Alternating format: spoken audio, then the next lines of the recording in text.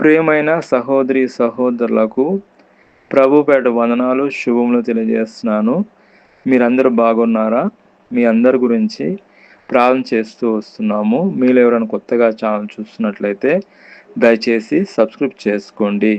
అదేవిధంగా ఇతరులకు కూడా తెలియజేయండి. మనం దేవుని వాక్యంలో చూసుకున్నట్లయితే ఈరోజు నీవు మహాభివృద్ధి పొందుదువు.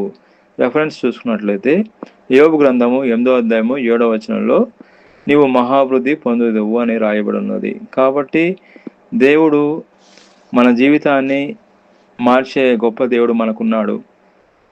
ఇక్కడ దేవుడి వాక్యంలోంచి మనం చూసుకున్నట్లయితే నీవు మహాభివృద్ధి పొందుదువు అనే దానికి మనం అర్థం చూసుకున్నట్లయితే నీవు మహాభివృద్ధి పొందుదువు అనేది ఇది ప్రసిద్ధి వాక్యము బైబిల్ నుంచి రాయబడినది. యోబు గ్రంథము 8వ అధ్యాయం 7వ వచనం నుంచి తీయబడినది.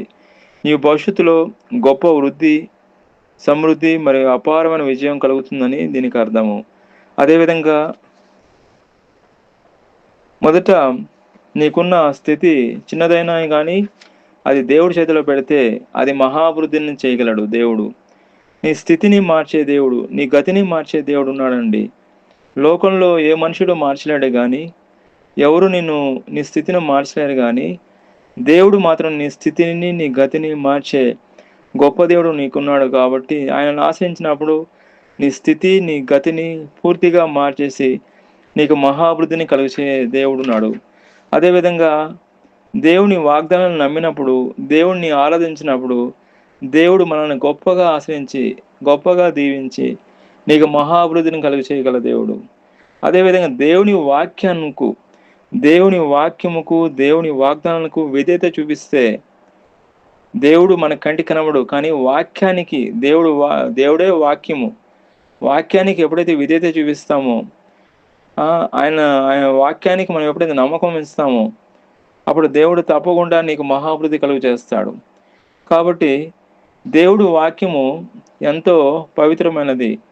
మనం దేవుని వాక్యాన్ని మనం విశ్వసించినప్పుడు, దేవుని వాక్యాన్ని నమ్మకం ఉంచినప్పుడు దేవుడు తప్పకుండా దీవిస్తాడు. అదేవిధంగా నీవు పాపం విడిచి నీతిగా జీవించినప్పుడు దేవుడు నేను గొప్పగా మహాభివృద్ధి కలుగు చేస్తాడు.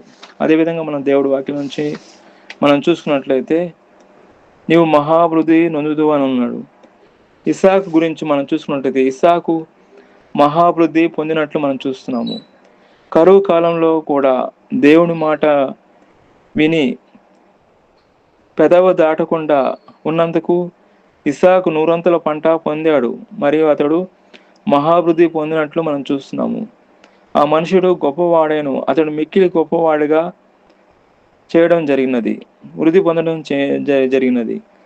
కాబట్టి దేవుడు ఆశ్రయిస్తే ఇంకా అది మాటల్లో వివరించలేమండి. దేవుడు ఆశ్రయించడం స్టార్ట్ చేస్తే ఎవరు కూడా ఆశ్రయంలో మనం ఆపలేరు. ఆ విధంగా దేవుడు దీవిస్తాడు. అదేవిధంగా యాకోబు మహాభివృద్ధి పొందటం మనం చూసుకుంటే లాభా దగ్గర అనేక శ్రమలు అనుభవించినప్పటికీ దేవుడు తోడే ఉండడం వల్ల యాకోబు ఉపసంపద మరియు ఐశ్వర్యం మహాభివృద్ధి చెందినట్లు మనం చూస్తున్నాము. ఆ మనుషుడు మిక్కిలి వర్ధిల్లుచు విస్తారం మందలను, దాసిలను, ఒంటెలను, గాడిదలను గలవాడే ఉండెను. ఆదికాండము 30వ అధ్యాయము 43వ వచనంలో రాయబడి ఉన్నది. యోసేపు గురించి మనం చూసుకుంటే మహాభివృద్ధి పొందుట ఎట్లా అనేది మనం చూసుకుంటే ఐగుప్తులో బానిసగా ఖైదీగా ఉన్నప్పటికీ దేవుడు అతనికి తోడే ఉండి ఐగుప్తు దేశమంతటికి అధిపతిగా చేసి మహాభివృద్ధి కలిగజేసినట్లు చూస్తున్నాము. యెహోవా యోసేపునకు తోడే ఉండెను గనక అది వర్ధిల్లుచు దినదినము అభివృద్ధి పొందుచూ ఉండెను. ఆదికాండము 39వ అధ్యాయము 2వ వచనంలో రాయబడినది. కాబట్టి మహాభివృద్ధి పొందిన వారి గురించి మనం చూసుకున్నాము. చివరిగా మనం చూసుకుంటే యోబు గురించి మనం చూసుకుంటాము. సాతాను వల్ల అతని ఆస్తిని, పిల్లలను, ఆరోగ్యాన్ని కోల్పోయినప్పటికీ యోబు ఓపికతో ఉన్నందున దేవుడు అతనికి 200 మహాభివృద్ధి ఇచ్చినట్లు మనం చూస్తున్నాము. కాబట్టి దేవుడు మన జీవితంలోకి వస్తే, మన పరిస్థితిలోకి వస్తే మన జీవితం కూడా, మన పరిస్థితి కూడా దేవుడు గొప్పగా ఆశ్రయిస్తాడు. దేవుడు ఈ వాక్యం దీవించిన గాక. ఆమేన్. ప్రార్థన. ప్రియమైన మా పరలోక తండ్రి, యేసుక్రీస్తు ప్రభు పరిశుద్ధ నామమును బట్టి మీ సన్నిధికి వస్తున్నాం దేవా. ఎక్కడైతే 2-3 మీ నామములో కూడి ప్రార్థన చేస్తారో అక్కడ మీరు ఉంటానా దేవా. మీకు స్తోత్రం. వాక్యం ద్వారా మాట్లాడిన విధానం బట్టి మీకు స్తోత్రం. వాక్యానుసారంగా జీవించే కృపను దయచేయమని ప్రభువైన యేసుక్రీస్తు నామములో ప్రార్థన చేస్తున్నాం తండ్రి. ఆమేన్.